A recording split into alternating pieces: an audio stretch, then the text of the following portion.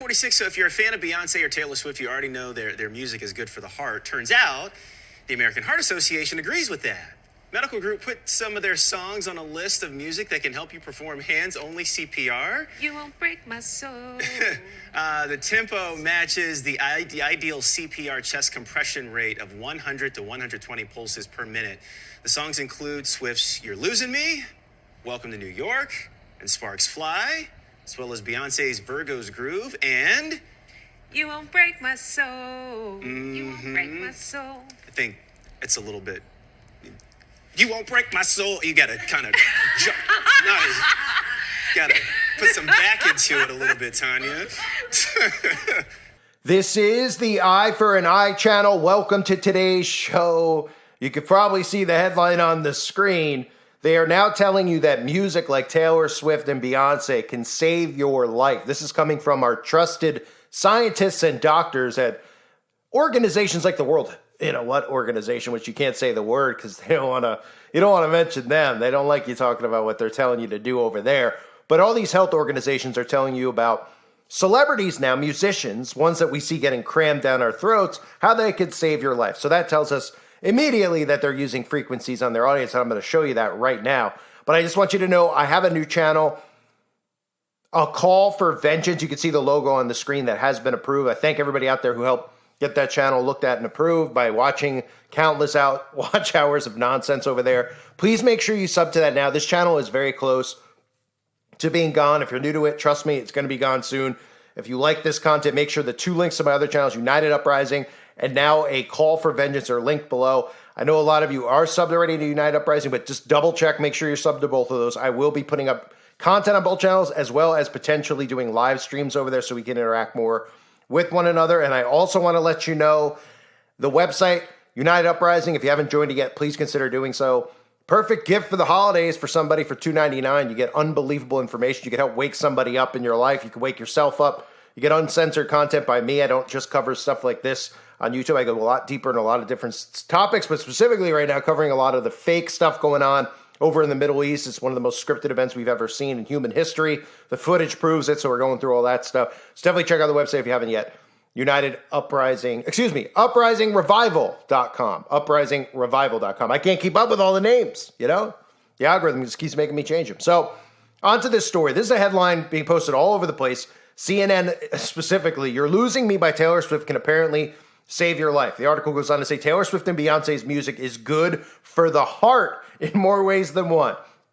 Swift's You're Losing Me and Beyonce's Virgo's Groove both have the right tempo for hands-only CPR and could be heart-saving, according to recent tweets by the American Heart Association. So we're supposed to trust these people, right, who are telling us that music can save your soul. Well, in a sense, there is truth to some of this stuff because of frequencies that are being used. But they're not going to be frequencies that actually help your heart. In fact, they're going to be harmful frequencies because that's what these musicians are doing. So let's go into detail about a lot of this stuff. For starters, a fan just died at a Taylor Swift concert in Rio, and they blamed it on extreme heat. That way they can, of course, tie in their climate propaganda. Because, you know, if somebody actually did die of extreme heat, we'd have to blame it on the climate because it's never been hot before. People have never died of dehydration before. But clearly, we know this is more to do with frequencies than it does anything else because this is what they're doing at a lot of the concerts now. Taylor Swift has fans reporting amnesia, as I covered months ago, following some of Taylor Swift's shows. Nobody's suspicious about it, right? Nobody's going, hey, what's going on there? And I'll get into Beyonce as well. But this is the news clip about Taylor Swift's concerts with amnesia. This tells you that frequencies are being used. This is proof that frequencies are being used on people. And I'll show you in more detail after the fact. But let's start here, okay? Now, we're being told that, you know, the article out there that you see where they're telling you it could save your life, they're putting that out there for a reason. Why are they putting it out there? They're putting it out there because they want more of you to listen to Taylor Swift and Beyonce because they're using these two specific celebrities.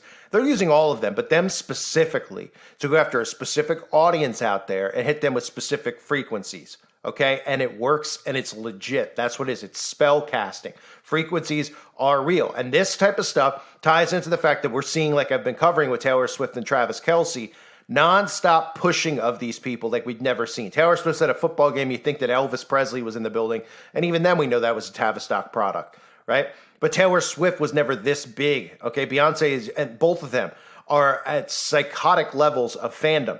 And they're using that psychotic level of fandom to use their audience, not to just hurt their behavior, but to hit them with frequency. So people were leaving the Taylor Swift concert getting amnesia. And again, let me just show you the news clip for those of you that didn't see it, because it's hilarious. One of the funniest news clips I've ever played in my videos before. They're literally glorifying the fact that people are leaving a concert and forgetting the entire concert. Not mentioning anything about frequencies. They're saying the concert was so great, it blew their minds. That's how stupid the audience is out there that follows these mainstream media, propaganda pieces, as well as these satanic celebrities who are just poisoning their audience, killing off their audience, and being told that they're the nicest people on earth. Listen to this. Taylor Swift and her record-breaking Eras Tour. Some fans are claiming they have post-concert amnesia, saying they're having trouble remembering any of it all too well. Well, it's a story we first saw in Time, and Stephanie Ramos has more. Hello, Stephanie. Hello.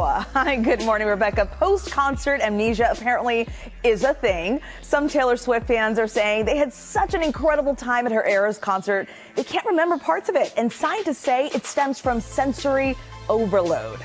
There's a haze Taylor Swift fans are feeling as the pop superstar travels across the country on her sold-out Eras tour. The concert overall exceeded every expectation that you could have imagined to have. It's just overwhelming in the best way. Swifties posting on social media the experience was so spectacular, they have shaken off some memories of the show, calling it post-concert amnesia.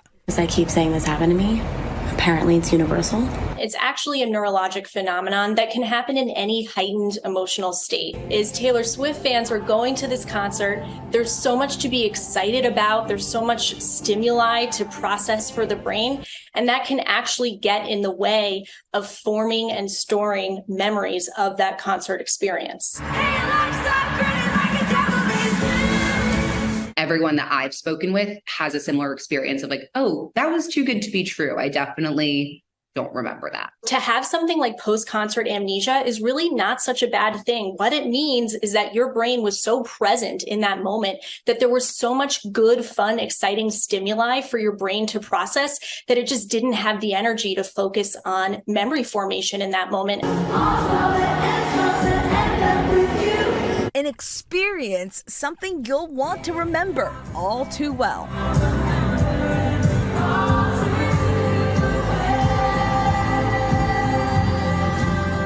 Despite how little of it I actually do remember, it was awesome, and I wish I could do it all over again. There was just too much going on, right, George?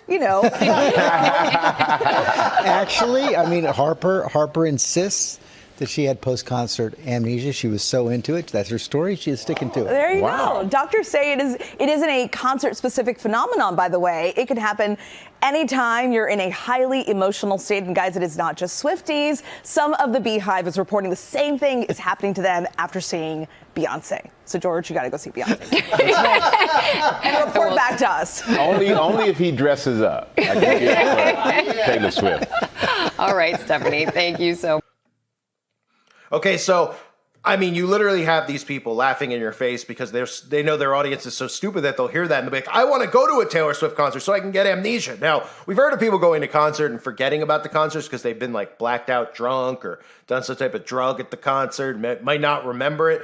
But people dead sober going to a concert and having zero recollection, and it's being reported over and over and over again, not to mention the person who croaked, not to mention as well, the Travis Scott concert that I covered a couple of years ago at Astro World, where 10 people died at this festival and no one's held accountable.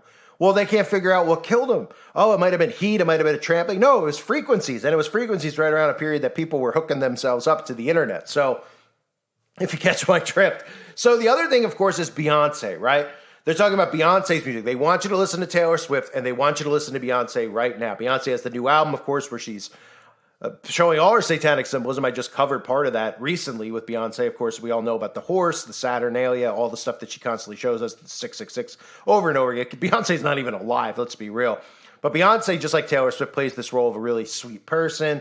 And I've covered the hysteria as well. Now it's Taylor Swift, but this is some of the stuff I covered in the past. I just want to show you screenshots of Beyonce and the absolute paranoia obsession with Beyonce, where we had Queen Bee's, or Bay, Queen Bay, however you say it. Pregnancy is a lifeline for humanity. Beyonce was pregnant, and the media was covering it as if it was a reason for everybody to live, joy to the world. It's idol worship really beyond anybody's comprehension of what idol worship truly is. I mean, we've read the Bible about idols and all this stuff, and it's really insane to watch it around us. And then the same people who worship the celebrities, they go, I don't worship them. You know what I mean? They're like, I'm just a fan. Oh, okay. Well, it's the same thing. So thanks.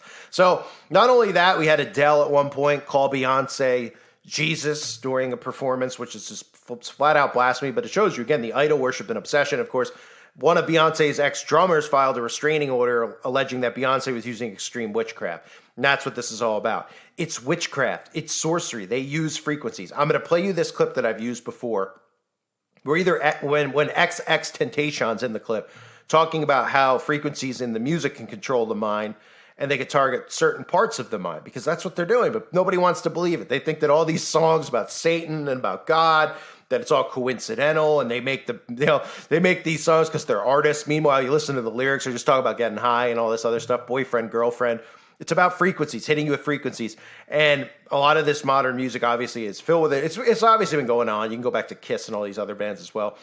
Just a side note with this video clip that David Icke is in it. People sometimes mention the fact that I have David Icke in the clip. Doesn't mean I support David Icke.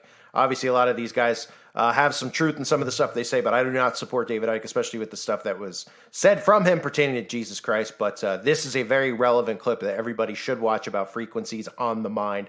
So check it out. Enjoy it. Music is frequency programming. Music is frequency. What frequency are you being fed? If I play with those frequencies, right, I can target certain parts of the mind, target the frequency to go to certain parts of the mind, and I can literally, if I want you to astral project, or if I want you to go to sleep, or if I want you to go into a meditative state, I can make my music do that. The brain processes information electrically. It communicates with the cellular structure electrically, and it operates within a certain band of frequency. If you can broadcast frequencies carrying information, this technology has long been known, carrying information and perceptions within the frequency that the brain decodes information, the brain will decode those frequencies and will have those perceptions. You can externally influence people's perceptions externally by broadcasting these frequencies that we interact with, because we are antenna. The sad reality is that where we now play our music is in A440. Where did that come from? It used to be 417. A440 came in with the Roman Catholic Church. They suppressed the frequencies. They lost somehow the 152 of the best Gregorian chants, including the hymn to St. John the Baptist, which we've now recovered.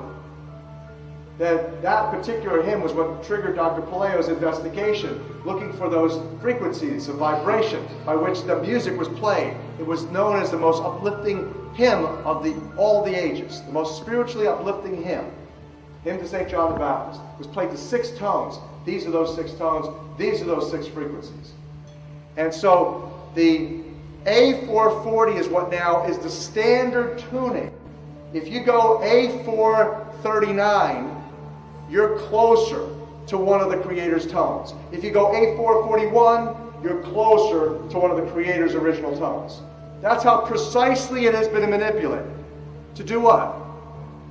To shut down the 95% of your brain, particularly the right brain that operates the heart-mind for the divine human community. Some decades ago, there was a guy who worked out the frequencies of different emotional states. This is long ago. I mean, it's very, very sophisticated now. So every thought, every emotional response is a frequency. It generates a frequency, and it is of itself a frequency. Hate is a frequency, and it's different to love. You know, when you are in a room and there's lots of aggression and conflict and hatred, you feel it. What do people say? Oh God, you can cut the atmosphere with a knife in there. That is because the frequencies of hate and conflict have been so generated, they have changed the electromagnetic field of the room.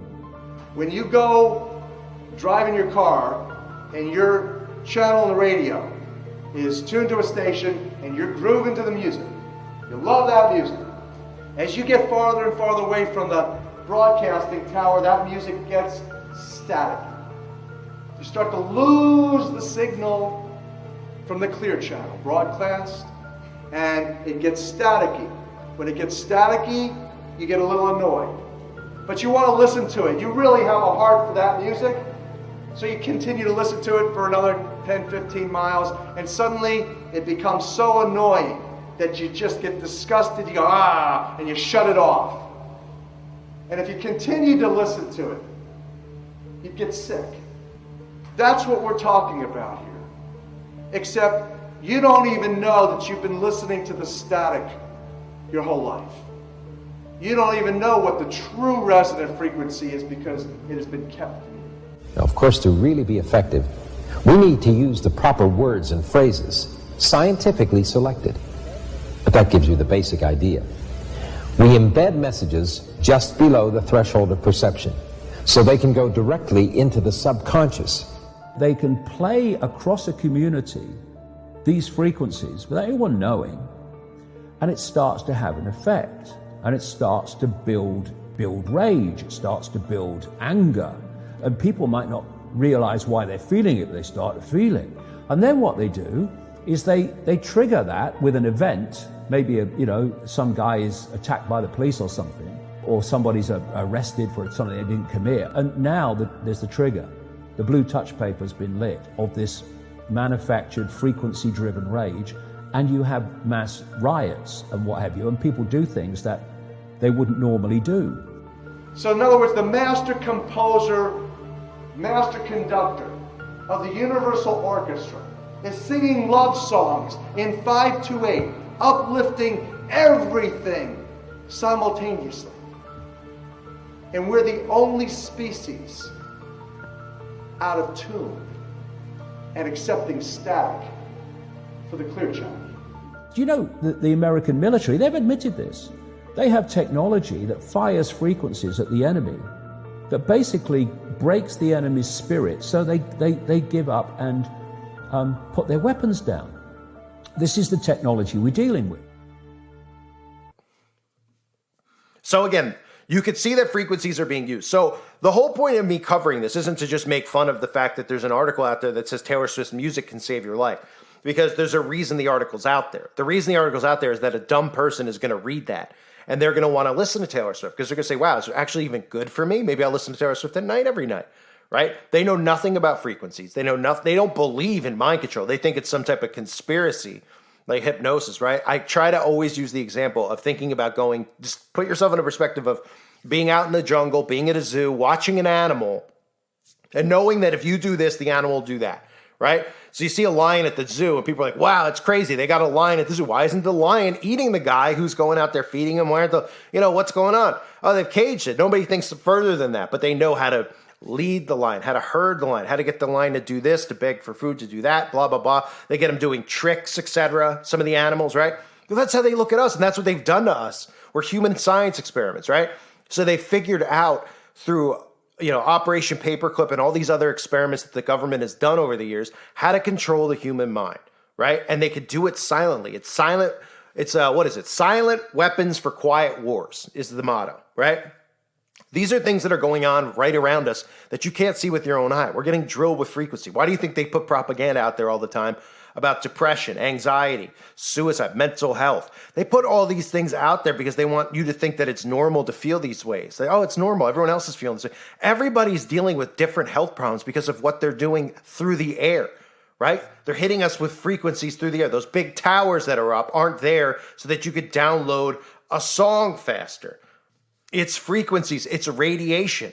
It's slowly deteriorating your body. People out there are like, well, what about them? Well, aren't they affected? I know they're not. Because there's precautions and there's certain things you could do to avoid radiation exposure.